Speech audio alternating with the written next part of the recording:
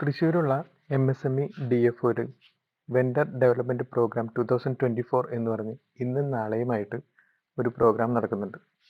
Register ചെയ്ത MSME എൻ്റർപ്രണേഴ്സിനാണ് അതിനകത്ത് entry ഉള്ളത്. മിയാസും എൻട്രി ചെയ്തുകൊണ്ട് ഇന്നത്തെ പ്രോഗ്രാമിൽ ഞാനും പങ്കെടുക്കുകയുണ്ടായി. രജിസ്ട്രേഷനെല്ലാം കഴിഞ്ഞ് ഉള്ളിൽ കയറി കഴിഞ്ഞ് കഴിഞ്ഞപ്പോഴാണ് ആകെ അങ്കലാപ്പായത്.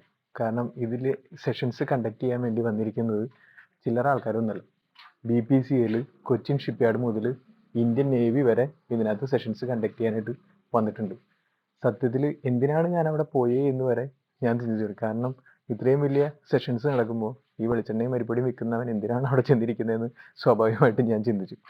പക്ഷേ അവിടുത്തെ ഓഡിയൻസിനെ കണ്ടു കഴിഞ്ഞപ്പോഴാണ് എനിക്കൊരു സമാധാനമായത്. കാരണം അവിടെ വന്നിരിക്കുന്ന 80% ഓഡിയൻസും എന്നെ പോലെയുള്ള അല്ലെങ്കിൽ മിയാസിനെ പോലെയുള്ള ചെറുകിട MSME യൂണിറ്റുകളിലെ എൻ്റർപ്രണേഴ്സാണ്.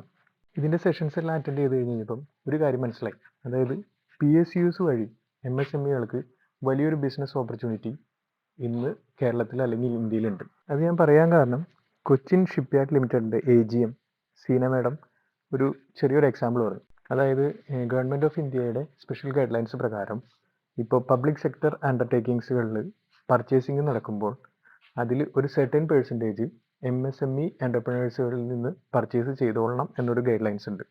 ആ ഗൈഡ് ലൈൻസ് പ്രകാരം INS വിക്രാന്തിൻ്റെ പ്രൊഡക്ഷൻ നടക്കുന്ന സമയത്ത് 500 കോടിയിൽ പരം എമൗണ്ട് അവർ MSME എൻ്റർപ്രണേഴ്സിൽ നിന്ന് പർച്ചേസ് ചെയ്യാനായിട്ട് മാറ്റിവെച്ചു. അത്രയും വലിയൊരു തുക മാറ്റി വെച്ചിട്ടും കേരളത്തിൽ നിന്ന് 25 കോടി രൂപയുടെ പർച്ചേസ് മാത്രമേ കൊച്ചിൻ ഷിപ്പ്യാർഡിന് കേരളത്തിലെ MSMEകളിൽ നിന്ന് നടത്താൻ കഴിഞ്ഞുള്ളൂ.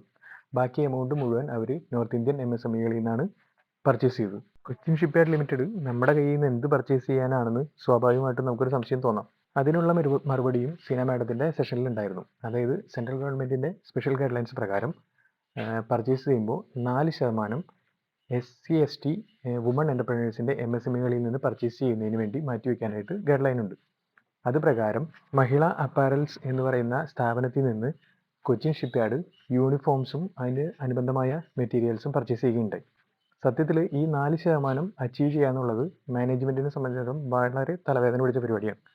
അവിടെയാണ് കൊച്ചിൻ ഷിപ്പ്യാർഡ് ഈ അച്ചീവ്മെൻറ്റ് നേടിയെടുത്തത്. അതായത് മഹിള അപ്പാരൽസ് എന്ന് പറയുന്ന സ്ഥാപനത്തിന് അവർ യൂണിഫോംസിൻ്റെ കൊട്ടേഷൻ കൊടുത്തു. 45 ലക്ഷം രൂപയുടെ കൊട്ടേഷനാണ് അവർ അപ്രൂവ് ചെയ്ത് കൊടുത്തത്. ഒന്ന് ആലോചിച്ച് നോക്കി, 4% താഴെ ആണ് ഈ 45 ലക്ഷം എന്ന് പറയുന്നത്. നമ്മളെ പോലെയുള്ള MSMEകൾക്ക് ചിന്തിക്കാൻ പോലും കഴിയുന്നതിൻ്റെ അപ്പുറത്താണ് PSUസിൻ്റെ പർച്ചേസ് എന്ന് പറയുന്നത്.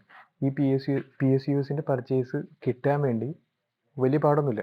നമ്മൾ ജെമ്മിൽ രജിസ്റ്റർ ചെയ്യുക. കാരണം PSUസുകളെല്ലാം പർച്ചേസിങ് നടത്തുന്നത് ജെമ്മ് ത്രൂ ആണ്.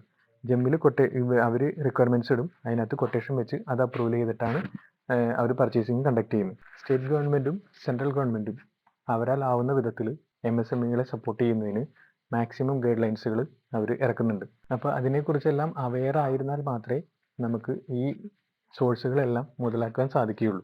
പിന്നെ കേരളം ഇൻഡസ്ട്രിയൽ സൗഹൃദമല്ല, അല്ലെങ്കിൽ ഇവിടെ ഒന്നും ചെയ്യാൻ പറ്റില്ല എന്ന് പറഞ്ഞ് നാട് വിട്ടുപോകുന്ന എൻ്റെ പല സുഹൃത്തുക്കളോടും എനിക്ക് പറയാനുള്ളത്, കേരളം മാറിക്കൊണ്ടിരിക്കുകയാണ്, അല്ലെങ്കിൽ ഇന്ത്യ മാറിക്കൊണ്ടിരിക്കുകയാണ്. വെറും ഒരു കൊച്ചിൻ ഷിപ്പ്യാർഡിൻ്റെ കാര്യത്തിൽ ഇങ്ങനെ. അപ്പോൾ കേരളത്തിൽ എന്തോരം PSUs ഉണ്ട്,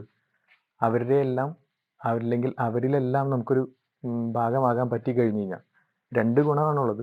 ഒന്ന്, നമ്മുടെ രാജ്യത്തിൻ്റെ വളർച്ചയ്ക്ക് വേണ്ടി നമുക്ക് കോൺട്രിബ്യൂട്ട് ചെയ്യാം. 2, ഇത്രയും വലിയൊരു പ്രോജക്റ്റിൻ്റെ, അതായത് 2500-3000 കോടി പ്രോജക്റ്റിൻ്റെയൊക്കെ 1% കിട്ടിയാൽ മതി, അല്ലെങ്കിൽ 0.5% കിട്ടിയാൽ മതി. നമ്മളെ പോലെയുള്ള MSME ഗ്രൂപ്പുകൾക്ക് രക്ഷപ്പെടാൻ ഇതിലും വലിയൊരു ചാൻസ് വേറെ കിട്ടാനുണ്ടോ?